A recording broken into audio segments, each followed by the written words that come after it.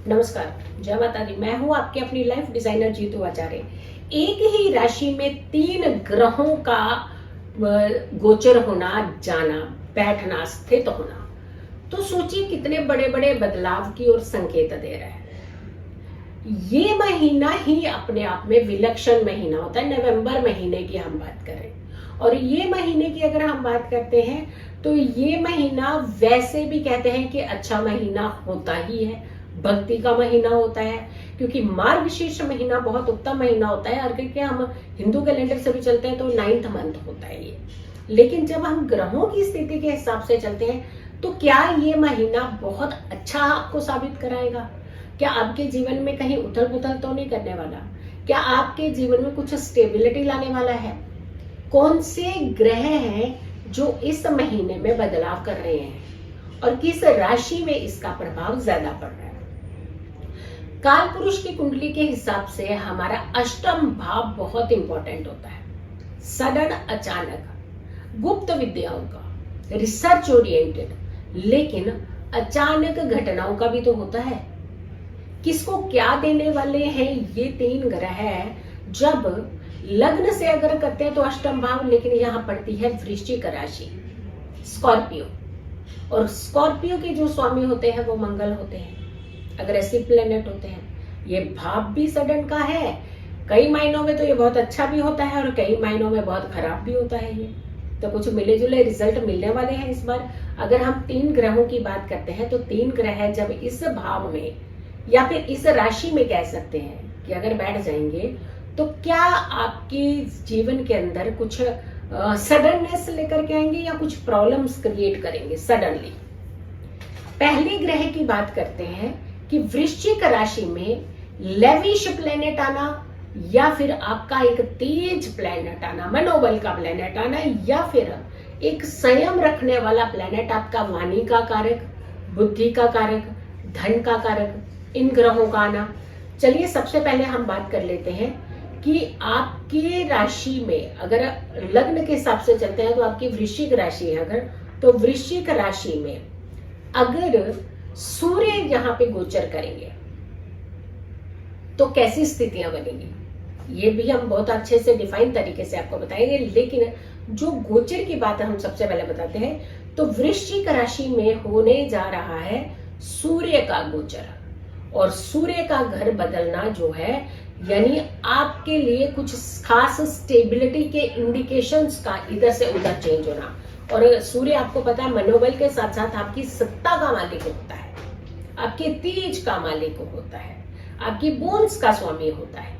तो ये ग्रह का इस राशि में आने से क्या कोई खास प्रभाव पड़ने वाला है? चलिए पहले ये समझिए कि कौन कौन से ग्रह यहाँ पे आने वाले हैं अष्टम भाव में। काल पुरुष की कुंडली के हिसाब से अष्टम भाव, और या फिर ये कहें कि वृश्चिक राशि में स्कॉर्पियो में इसका गोचर होगा। सूर्य जो है वो 16 नवंबर को वृश्चिक राशि में प्रवेश करेंगे। और वृश्चिक राशि में इनका प्रवेश जो है, ये सूर्य आपका तेज है, सूर्य आपकी सत्ता है, सूर्य आपके लिए गवर्नमेंट सेक्टर का स्वामी है, सूर्य आपके लिए एक अच्छी संचार का स्वामी भी कहते हैं इसे। और सबसे बड़ी बात होती है कि सूर्य का जो गोचर जब बदलता है तो बहुत सारी चीजों में चेंजेस करता है। आपकी बोन्स भी है सूर्य। सूर्य का ये जो गोचर हो रहा है ये रात में 9:19 पर ये हो जाएगा वृश्चिक राशि में, यानी अपनी तुला की राशि छोड़ करके ये वृश्चिक राशि में गोचर करेंगे। और तुला राशि सूर्य की नीच की राशि थी, ये नीच की राशि में चल रहे थे और नीच राशि से अब वो मंगल की राशि में गोचर कर जाएंगे। अब दूसरा गोचर जो है वो है वाणी के स्वामी बुध। बड़े माइंड के कहते हैं कि अच्छे खिलाड़ी होते हैं ऐसे लोग, बहुत तेज दिमाग के, बुद्धि उनकी बहुत तेज चलती है। लेकिन अगर ये नेगेटिव होते हैं तो बहुत भ्रष्ट बुद्धि भी चलने लगती है। और अगर अच्छे हो जाए तो क्या सॉलिड वाणी आपकी निकलती है कि आप एक बात बोले तो ऐसे लगता है पत्थर पे लकीर बन गई, वो वाला हिसाब होता है। लेकिन अगर बुध उल्टे चलने लगे तो जो निकलेगा आपके मुंह से खराब ही निकलेगा। तो कहने का मतलब होता है कि बुध बहुत ही एक तरह के बैलेंस प्लेनेट की तरह आप इसको कह सकते हो कि यहाँ धन भी चाहिए, वाणी भी अच्छी होनी चाहिए, आपका दिमाग भी अच्छा होना चाहिए। तो ये तीनों चीजों का ही कॉम्बिनेशन होता है। तो इनका गोचर जो है ये 13 नवंबर को 13 नवंबर को वृश्चिक राशि में ही होगा, जहां पहले से ही सूर्य बैठे होंगे। और इनका जो गोचर है वो रात को 9:19 पर वृश्चिक राशि में हो जाएगा। अब दो प्लेनेट जो है, सूर्य वहां पहले ही है और ऊपर से बुध का वहां पे गोचर होगा। अब तीसरे प्लेनेट है आपके लेविश प्लेनेट, आपकी हैप्पीनेस के कारक, आपको लग्जरीज देंगे या नहीं देंगे, बड़ी गाड़ियां देंगे या नहीं देंगे, या क्या चीजें आपको देंगे, तो वो होते हैं शुक्र।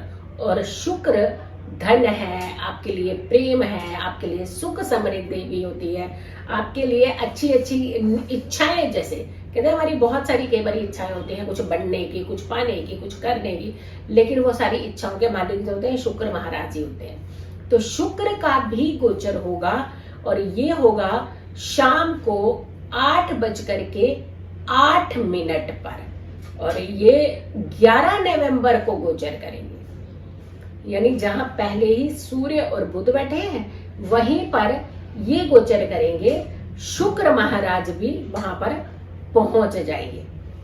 तो ये 3 ग्रहों का ये जो समावेश है, 3 ग्रहों का जो गोचर है, ये होने जा रहा है अष्टम भाव में।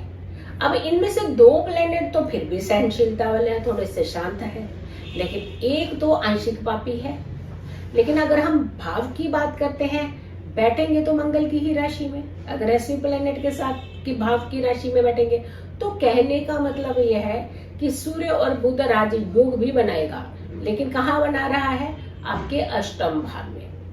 अगर काल पुरुष की कुंडली तो पहले से चलते तो अष्टम भाव, तो बहुत सारे लोगों के लिए अलग भावों में भी इसका गोचर बनेगा, इसका कॉम्बिनेशन बनेगा, लेकिन हर किसी को जो रिजल्ट देगा उनके भाव के हिसाब से, उनके एस्पेक्ट के हिसाब से, यानी कौन सी दृष्टि है, कितने मैलिफिक प्लैनेट इसे देख रहे हैं, कितने डिग्री पर होकर के देख रहे हैं। तो ऐसे एकदम से हम रिजल्ट ना कह करके या एकदम घबरा जाते हैं हम लोगों कि अष्टम भाव है, सडन है, तो पता नहीं क्या हो जाएगा। तो हमने सिर्फ आपके लिए एक भूमिका बनाई थी कि अष्टम भाव ऐसा होता है, लेकिन जरूरी तो नहीं है ना आपके लिए कुछ गलत ही साबित कर देंगे। तो हमेशा क्या होता है, हमें समझना जरूरी होता है कि ट्रांजिट जो होता है वो कहाँ हमारी जिंदगी में इम्पैक्ट डालता है। तो हम दूसरी वीडियो जो बनाएंगे उसमें बहुत सारी चीजें भी आपको बताएंगे कि जैसे हम सूर्य की बात कर लेते हैं, तो सूर्य राजयोग बनाने जा रहे हैं यहाँ पे। तो राजयोग बनाएंगे तो आपको कुछ फायदा भी देते हुए नजर आ रहे हैं, आपकी जिंदगी में कुछ अच्छे चेंजेस करेंगे।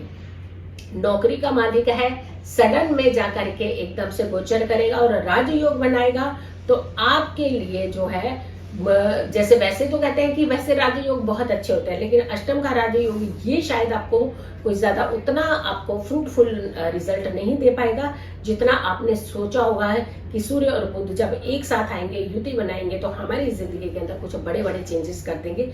तो यहाँ पर बहुत अच्छा तो नहीं है, लेकिन यहाँ बहुत खराब रिजल्ट भी आपको नहीं देते हुए नजर आ रहे। तो आपके लिए कुछ मिले जुले से रिजल्ट जो है वो बनाएगा, तो आपको ज्यादा घबराने की जरूरत नहीं है। अब हम दूसरी देखते हैं कि जैसे जिनका शुक्र की राशियां हैं, तो उनके लिए अगर देखते हैं तो उनके लिए थोड़ा सा खर्च ज्यादा हो सकता है। इस समय जरा संभल करके रहने की जरूरत है, क्योंकि क्या होता है कि बार हम फैसले लेते जाते हैं, लेकिन हमें ये नहीं मालूम होता कि हम क्या सही गलत फैसले में चुनाव कर पा रहे हैं या नहीं कर पा रहे। तो बड़ों की सलाह लीजिएगा, और अगर आप पुरुष हैं तो थोड़ा सा फीमेल्स को लेकर के थोड़ा सा ध्यान रखिएगा कि ना ज्यादा डिसरिस्पेक्ट कीजिएगा और ना ही बहुत ज्यादा सर के ऊपर बिठाने वाली जरूरत होती है। तो कहने का मतलब यहाँ भी आपको थोड़ा सा बैलेंस करने की जरूरत होगी। अदरवाइज क्या होगा, क्या हो सकता है, क्योंकि वाणी का भाव का जो स्वामी है वो भी अष्टम में ही जाकर के बैठा है। तो कई बार क्या होता है कि बहुत अच्छी लिबर्टी देते देते आप जब सर पे बिठा देते हैं, फिर आपकी डिसरिस्पेक्ट आपकी शुरू हो जाती है। तो वहां बैलेंस करके पहले ही अगर आप उन रिश्तों को बैलेंस करके चलेंगे तो हो सकता है आपको मुंह नहीं खानी पड़ेगी। तो आपने थोड़ा सा ये ध्यान रखने की जरूरत है। अब करते हैं बुध की राशियों की बात करते हैं। बनाएगा तो ये राजयोग ही यहाँ पे, लेकिन ये अष्टम का राजयोग है, यहाँ बहुत ज्यादा फलित नहीं देता है, बहुत अच्छा फायदा नहीं देता हुआ नजर आ रहा है। तो धन के थोड़ी सी जब भी आप डील करने जाएं अटेंटिव होकर के कीजिए, किसी अपने का बड़ों का साथ ले लीजिए, क्योंकि कई बार क्या होता है जो खास करके कहते हैं, क्योंकि बुध जो होता है युवा प्लेनेट होता है, यंग प्लेनेट है, और यंग प्लेनेट होता है उनको बड़ों की सलाह कभी भी अच्छी नहीं लगती है, तो पेरेंट्स की खास करके सलाह बिल्कुल नहीं लेना पसंद करेंगे। दोस्ती चाहे बोलेंगे कूद जा तो कूद जाएंगे, लेकिन बड़ों की सलाह इन लोगों को पसंद नहीं होती। तो मरकरी वाले खास करके अगर बड़े सलाह दे दें तो आप बच सकते हैं, वरना आपको बहुत बड़ा नुकसान कहीं बाहर जाकर के हो सकता है, जिसकी भरपाई करना आपको मुश्किल हो सकता है। तो आपको थोड़ा सा संभलने की जरूरत है, क्योंकि बुध सिर्फ और सिर्फ वाणी और दिमाग नहीं है, आपके लिए पैसा भी है।